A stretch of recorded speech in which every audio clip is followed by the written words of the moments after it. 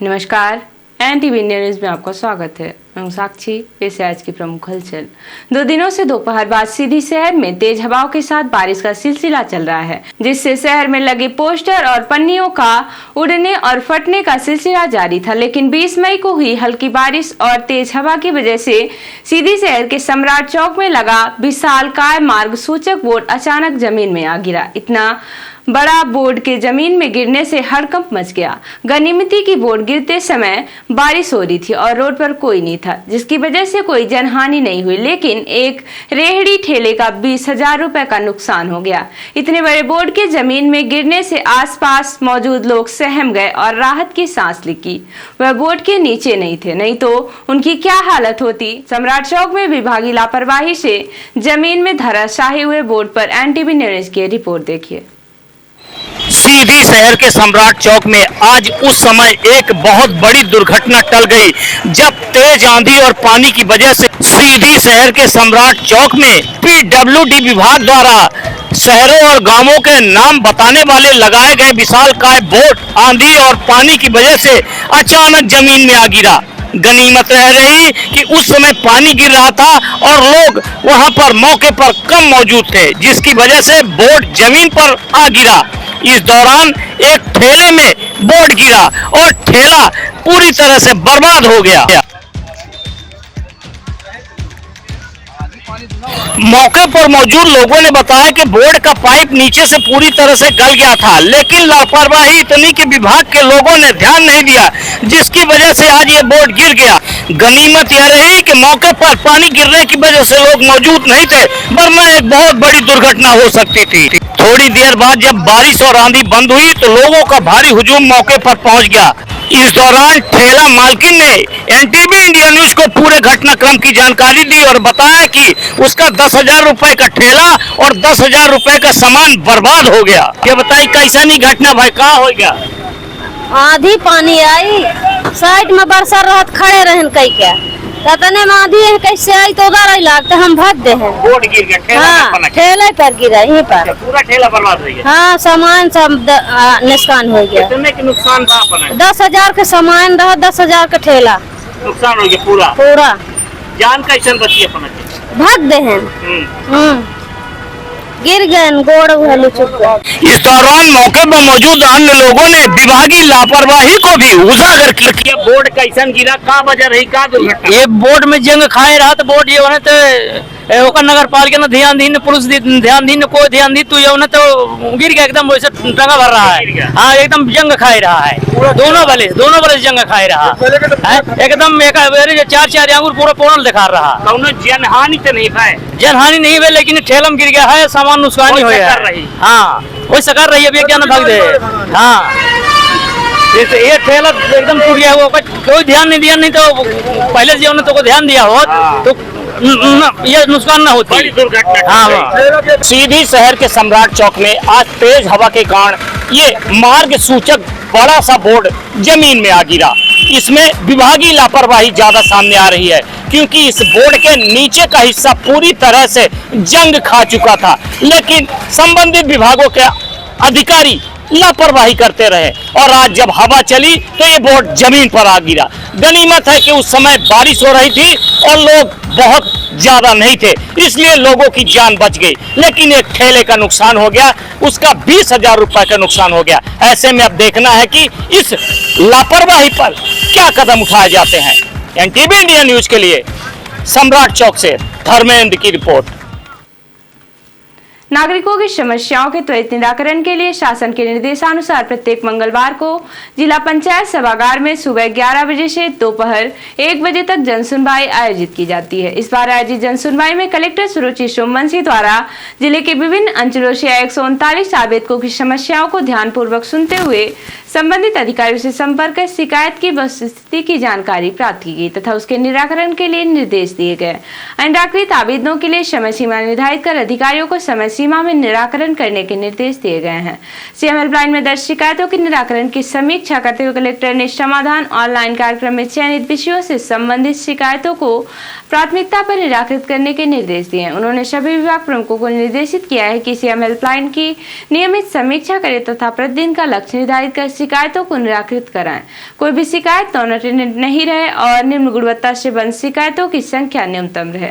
जन सुनवाई में मुख्य कार्यपालन अधिकारी जिला पंचायत अंशुमान राज, उपखंड अधिकारी गोपद बनास, नीलेश शर्मा, संयुक्त कलेक्टर एसपी मिश्रा, अतिरिक्त मुख्य कार्यपालन अधिकारी धनंजय मिश्रा सहित सभी विभागों के जिला स्तरीय अधिकारी उपस्थित रहे।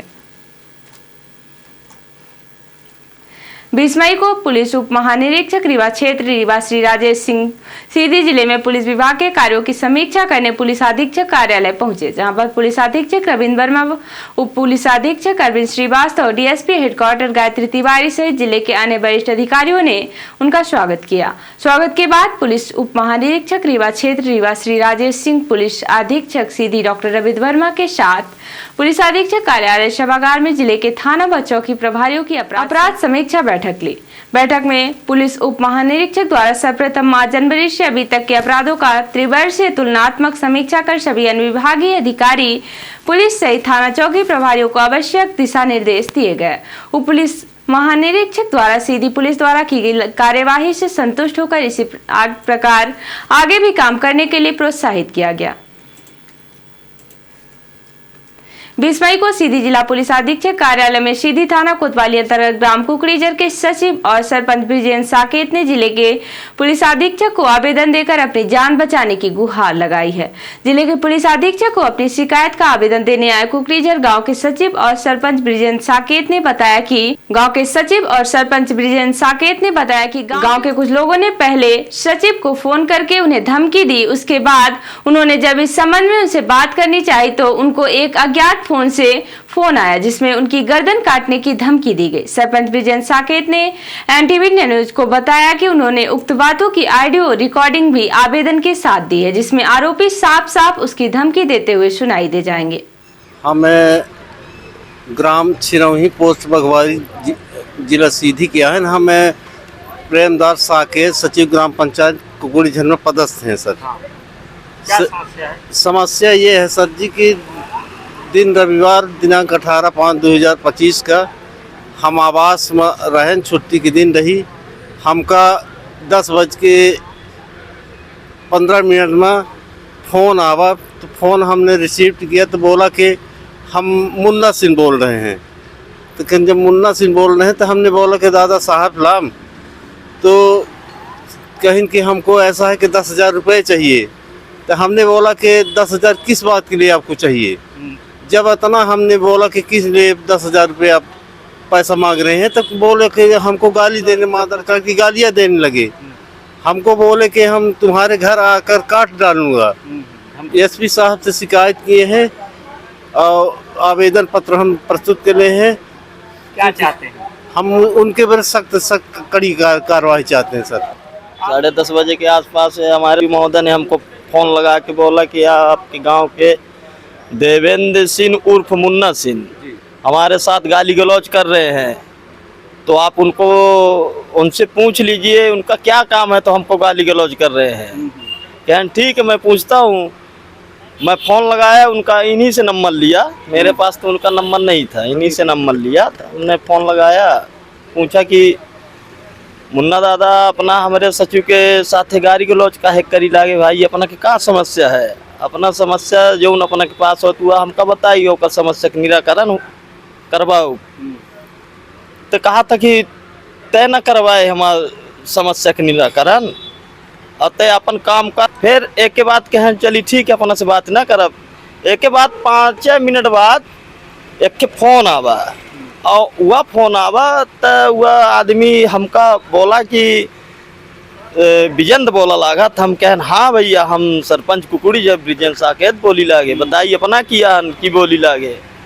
कहीं तू अपने सेक्रेटरी के समझा दे, नहीं तो सारे का ओके घरे से उजाय के मूड़ काट के और ली आए के कुकुड़ी झर में रखी दे।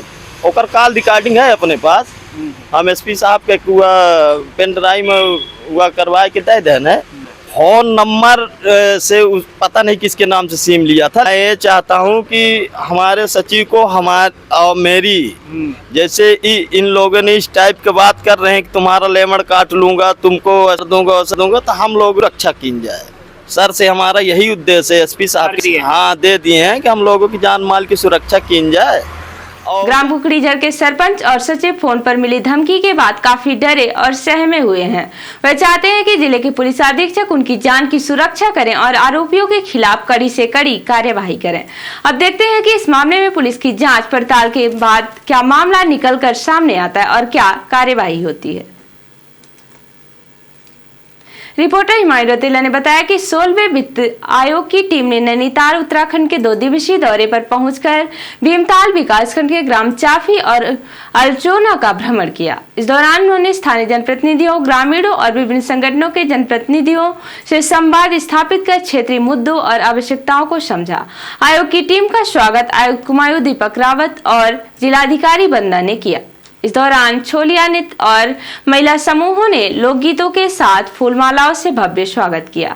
टीम ने मुख्यमंत्री एकीकृत बागवानी विकास योजना और उद्यान एवं खाद्य प्रसंस्करण विभाग द्वारा पाली हाउस नर्सरी का निरीक्षण किया, जहां उन्होंने लिलियम के फूलों के आयात निर्यात की विस्तृत जानकारी प्राप्त की। आयोग की टीम ने श्री पूर्णानंद तिवारी राजकीय इंटर कॉलेज चाफी में जनप्रतिनिधियों, ग्रामीणों और महिलाओं से सीधे संवाद किया। इस दौरान लोगों ने कृषि, सड़क और शिक्षा के संबंध में अपने सुझाव रखे। इस अवसर पर वित्त आयोग के अध्यक्ष डॉक्टर अरविंद पनगढ़िया ने कहा कि आयोग सभी सुझावों को गंभीरता से सुन रहा है और जून माह तक केंद्र सरकार को अपनी रिपोर्ट पेश करेगा। उन्होंने सभी नागरिकों से एक विकसित भारत के निर्माण में सहभागी बनने का आह्वान किया। और अब पेश है प्रादेशिक हलचल। एक्सीडेंट में घायल को अस्पताल पहुंचाने वाले को मिलेंगे 25,000। डॉक्टर मोहन कैबिनेट का बड़ा फैसला। प्रधानमंत्री मोदी करेंगे इंदौर मेट्रो दतिया सतना एयरपोर्ट का लोकार्पण। जबलपुर एससी ने रद्द की साध्वी लक्ष्मी दास की अग्रिम जमानत। कहा वादा खिलाफी कर कोर्ट को गुमराह किया। और शहडोल में 3 लोगों को मारने वाले हाथियों के रेस्क्यू की तैयारी। बांधवगढ़ टाइगर रिजर्व से आई 30 लोगों की टीम।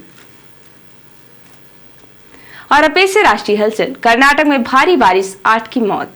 बेंगलुरु में 500 घर डूबे। महाराष्ट्र में इमारत का स्लैब ढहा, 4 की मौत। पोस्टर वॉर, कांग्रेस ने जयशंकर को जयचंद कहा। बीजेपी ने राहुल को मीर जाफर बताया था। वक्फ कानून पर सुप्रीम कोर्ट में सुनवाई। मुस्लिम पक्ष बोला बदलाव लागू हुए तो नुकसान की भरपाई नहीं। और बांग्लादेश में मस्क का सैटेलाइट वाला स्टारलिंक इंटरनेट शुरू, केबल और फाइबर की जरूरत नहीं। तो ये थी आज की प्रमुख हलचल। नमस्कार।